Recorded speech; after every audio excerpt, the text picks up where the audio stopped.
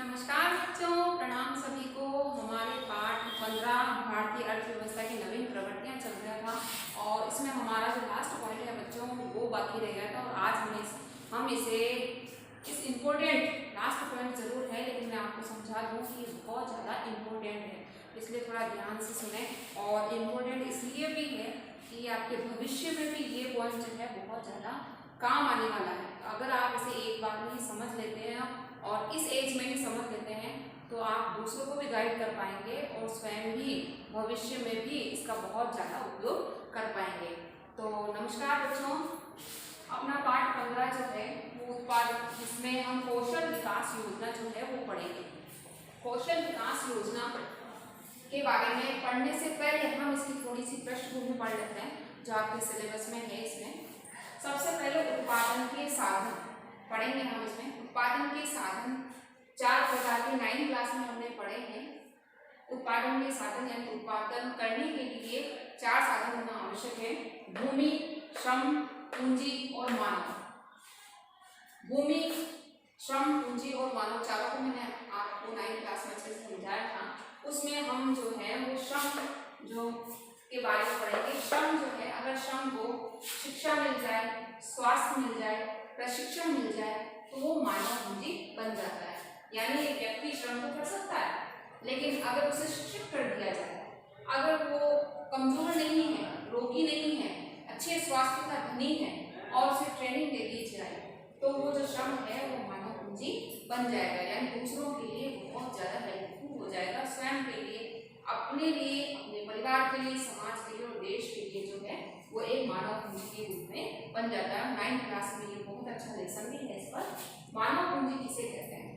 मानव पूंजी का जो तात्पर्य है उच्च कौशल, योग्यता, ज्ञान, अनुभव युक्त मानवीय संसाधन से इसका अर्थ हम मान सकते हैं कि उच्च कौशल हमें मिल जाता है यानी प्रशिक्षण हम प्राप्त कर लेते हैं, योग्यता हमें हो जाती है यानी शिक्षा मिल जाती है, ज्ञान मिल जाता है, अनुभव युक्त मानवीय संसाधन जो है वो सभी जो है मानवीय पूंजी कहलाता है।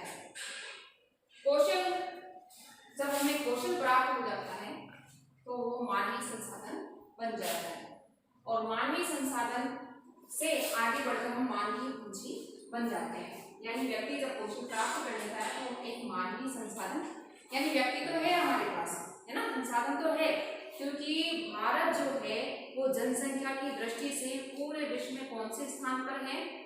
बिल्कुल सही, दूसरे स्थान पर है। तो यानी हमारे पास साधन तो है, लेकिन उसे संसाधन कैसे बनाया जाए? संसाधन बनेगा वो कौशल से, है ना।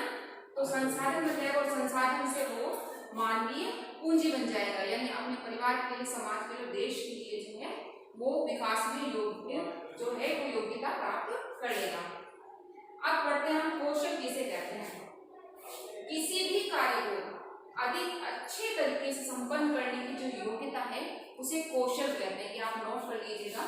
कोई भी कार्य हो, चाहे खाना बनाना हो, कोई भी काम देख लो बच्चों, अगर हम उसे बहुत अच्छे तरीके से, पेंटिंग करते हैं बच्चे, अगर उसमें ट्रेनिंग प्राप्त कर ले, उसे रुचि हो, उसमें योग्यता प्राप्त कर ले, है ना, तो वो बहुत सुंदर पेंटिंग बना सकता है। उसमें वो रोजगार के अवसर भी उसके लिए खुल सकते हैं। तो यही चीज यहाँ पर लागू होती है। किसी भी कार्य को अधिक अच्छे तरीके से संपन्न करने की योग्यता जो है वो कौशल कहलाती है। एक पॉइंट और आपकी कार्यकारी जनसंख्या। कार्यकारी जनसंख्या किसे कहते हैं?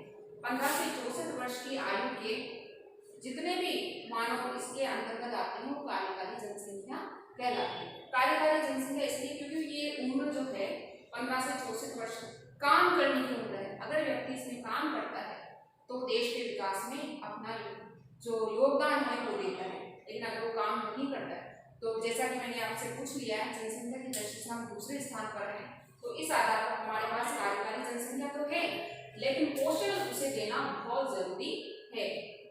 तो कौशल विकास से व्यक्ति की योग्यता बढ़ जाती है, गुणवत्ता बढ़ जाती है और राष्ट्र का विकास होता है।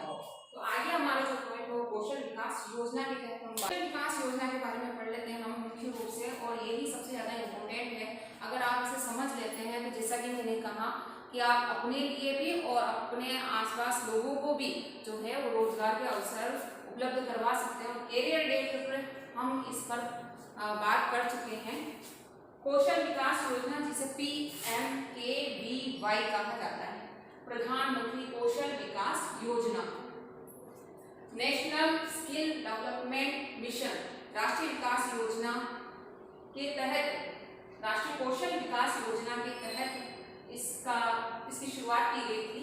और ये आपका छोटा क्वेश्चन बन सकता है, विश्व युवा कौशल दिवस कब मनाया जाता है? 15 जुलाई को। और इसकी स्थापना जो है वो 15 जुलाई 1995 को की गई। इसके जो मुखिया हैं वो हमारे देश के प्रधानमंत्री माननीय श्रीमान नरेंद्र मोदी हैं।